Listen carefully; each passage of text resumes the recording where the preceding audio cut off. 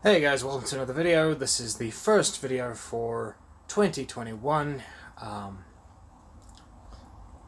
It's a bit late in the game, I know, but I've been super busy, so videos are going to be a little bit slower this year, I think. Or slower than usual, rather. Anyway, for this one we are going back to the House of Night series. We are doing the first vlog for Betrayed. This is the second book in the series. I started doing these vlogs, I think, early last year, and the first book, Marked, I got some pretty good, content, I think. I have reviewed both Marked and Betrayed, so Betrayed has been reviewed, I believe, sometime last year as well. If you have not seen my reviews for Marked and Betrayed, and you have not seen my previous vlogs, I will leave links to those up in the cards. So, okay, let's just get started. Betrayed picks up about a month after the end of the first book.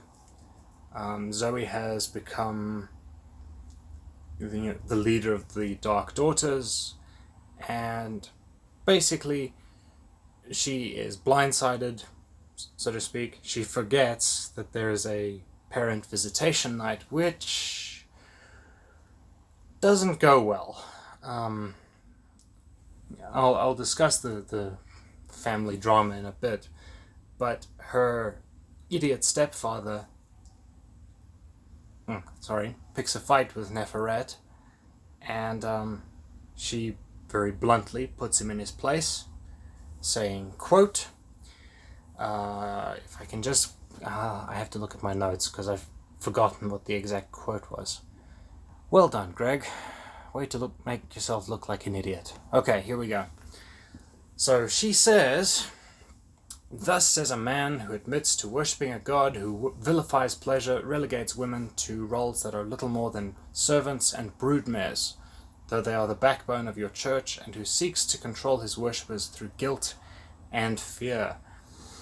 Now, this is an interesting take because it implies a level of insight, I think, that we don't really get very often. Neferet's In saying this, Neferet has essentially hinted that John might not be, what he is or what he's pretending to be.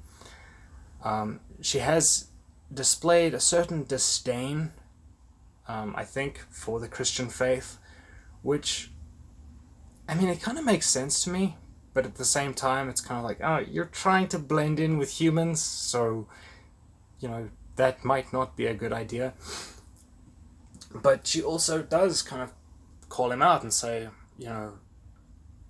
you're worshipping somebody who, and I don't know about the vilifying pleasure part, I don't think the Bible says anything about that. But the idea that, oh, well, women are servants and broodmares, breeding vessels, essentially. That is something I can kind of agree with, I guess. I think the part of that line that stuck out with me the most was where she says he's trying to control his followers through guilt and fear, because that's pretty much my experience with it as well, and I will be fair, this is not every religious person that I've ever met, but I have met a couple who are like that, who will, try and guilt you into believing what they believe, or try and scare you into agreeing with them, which, either way, doesn't look good. Now, of course, John doesn't take this well, so his stepfather does not take this very well. And I believe I mentioned this already in the very first vlog that I did, but it bears repeating. As a a member of the Christian faith, and as a priest and as a member of the Christian faith, you would think that he would be very kind of humble. You'd think he's going to be very respectful, but instead he is, he's arrogant, he's selfish, he's verbally abusive to Zoe. And I would say it's a pretty fair assumption, I think, that he probably treats his wife the same way. He's a super controlling person. And just overall, he makes people of the Christian faith in general look bad. He makes it look like everybody is an absolute religious nutcase. And unfortunately,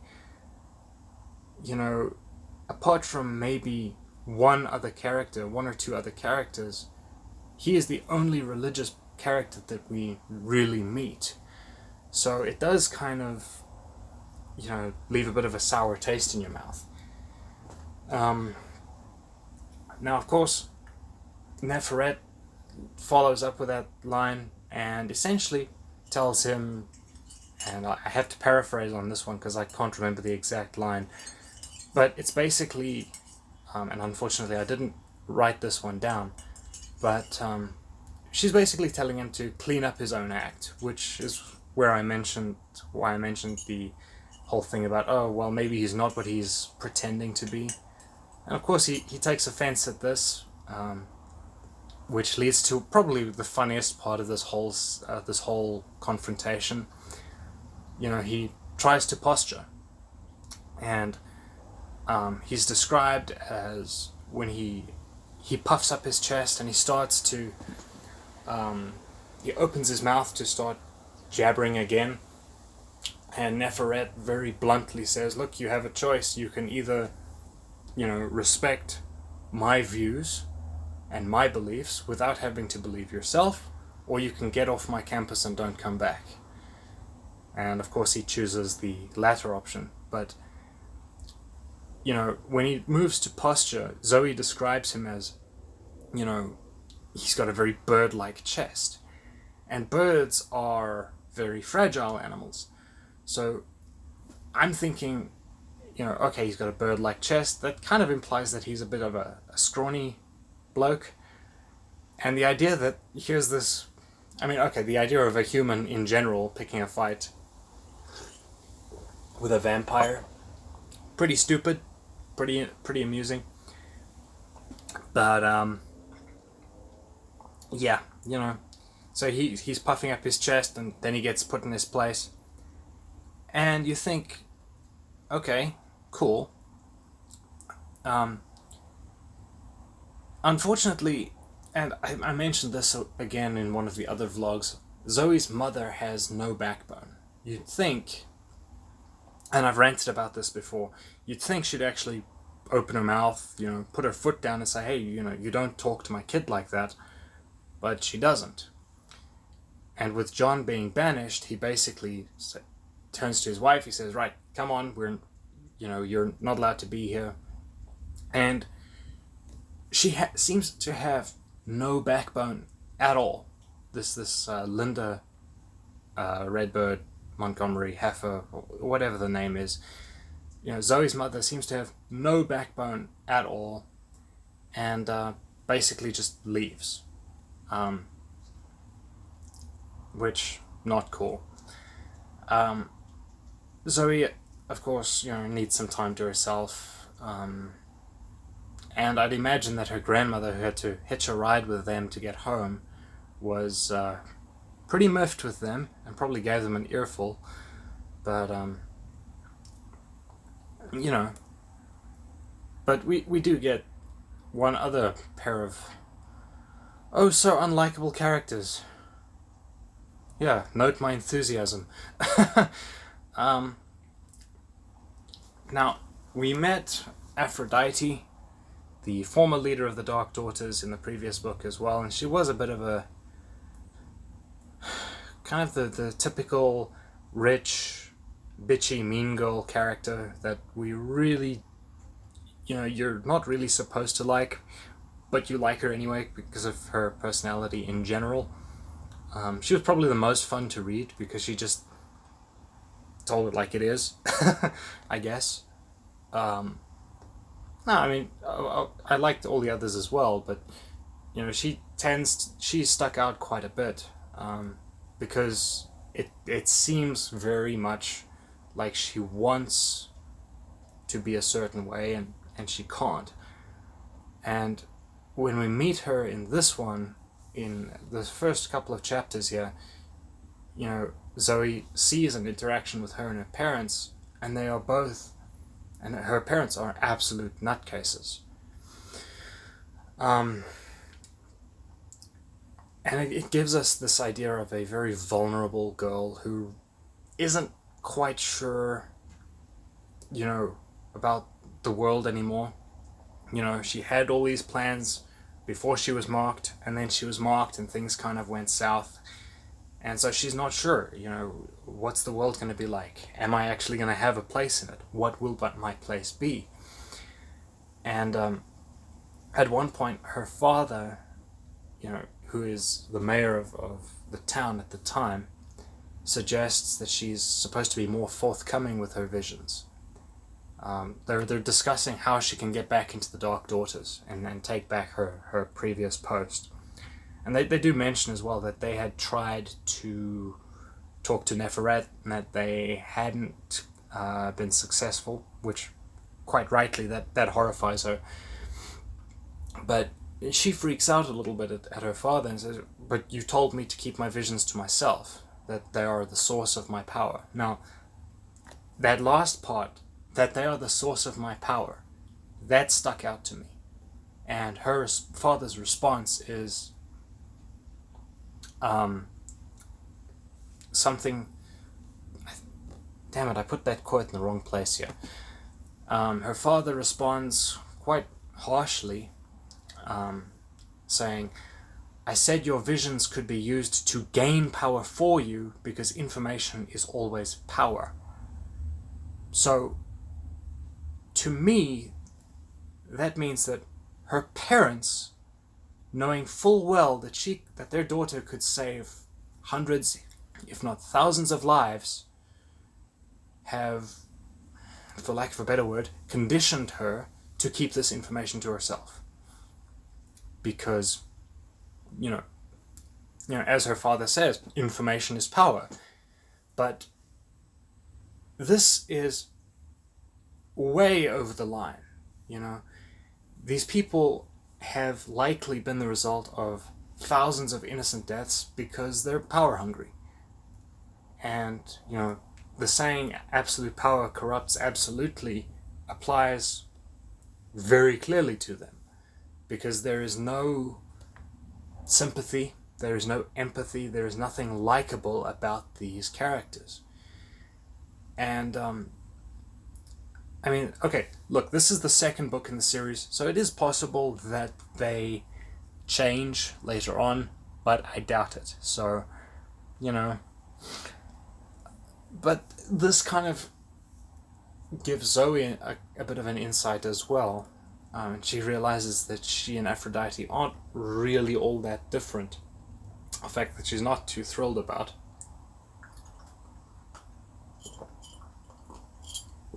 Oh, excuse me. Now, after all of that is done, life at the school goes on. Zoe is kind of developing some new ideas. And she meets the current poet laureate, a man by the name of Lauren Blake, who is a full-blooded vampire, so he's already completed the change.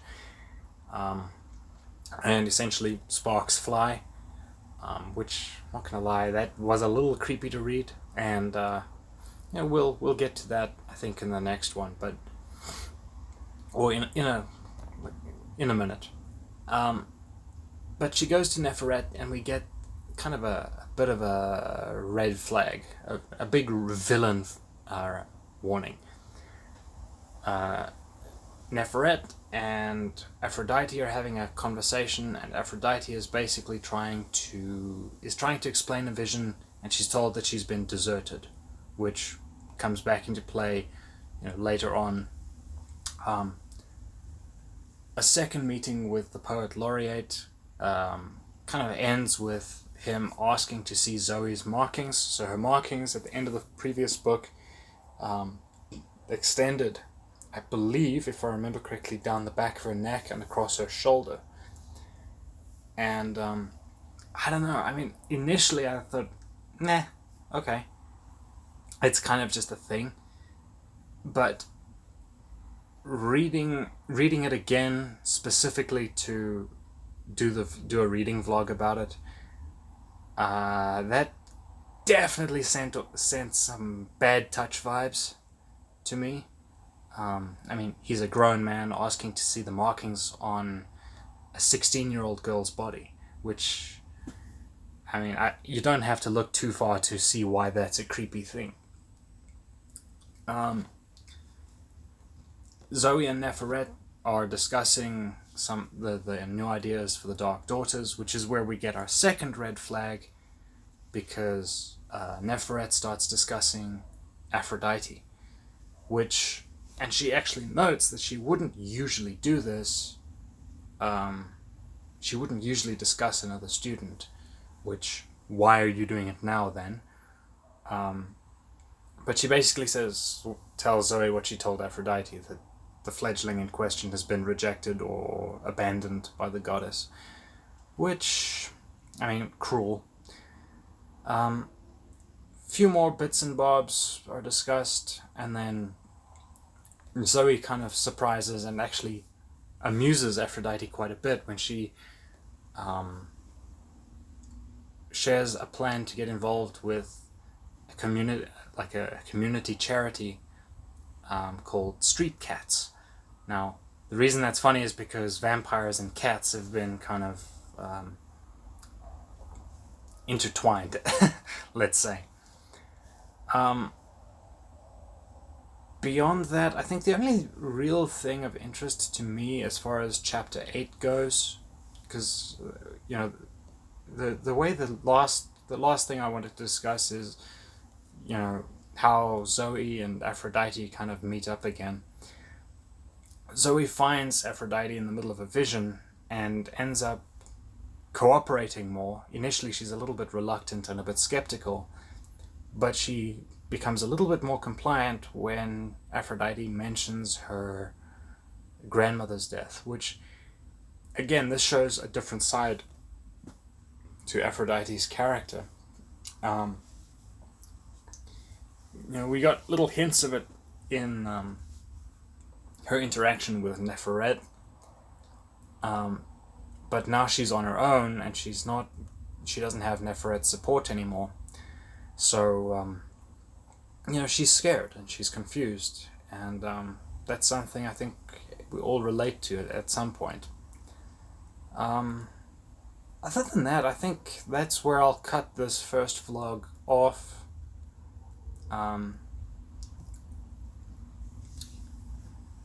I hope you guys enjoyed it. Like I said at the start, videos this year are probably going to be spaced very far apart. I will be uploading as and when I get the time. But yeah,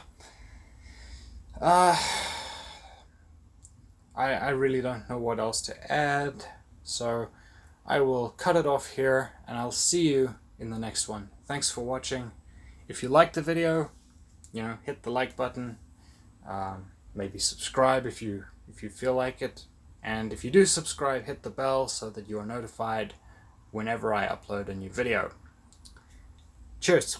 See you for the next one.